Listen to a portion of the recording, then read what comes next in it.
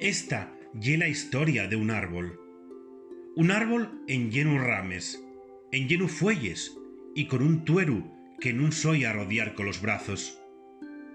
Y el árbol más grande que hay delante de la mio casa, el más guapo. Pa mí, ye mucho más que un árbol, y un medio de transporte.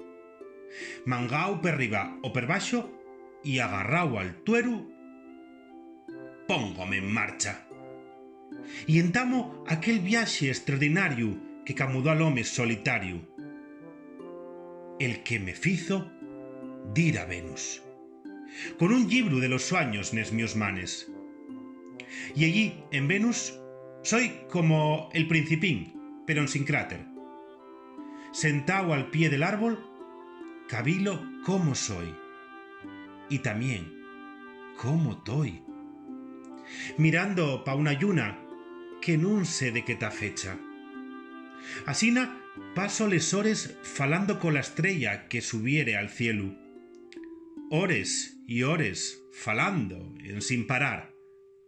Y como si fuéramos dioses del amor, la estrella y yo miramos pa la tierra y xugamos al veo veo. Veo una playa puerca y en sin el cantar de les foles na oriella. Coles serenes arrodiaes de mares de plástico. Veo neños en sin agua, en sin arroz y en sin maíz que comer. Y con milenta fronteres, si es extranxero.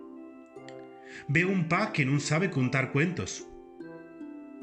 Y hasta veo un París en sin amor. Mentanto, los personaxes en sin poema que mos gobiernen dan glayíos por un camín de lletres en sin final. Con promeses que namás van de la parte dientro a la parte fuera, diciendo que hay que tomar midíes palgamar un mundo mellor, y que naide tuvo la culpa, que foi en sin querer. Querida tierra, querido día, yo quiero volver a un mundo mellor, onde les madres prisioneres sellan pirates, en sin perceguera a los bichinos que nun se ven, esos que nun me deixen volver otra vez a escuela.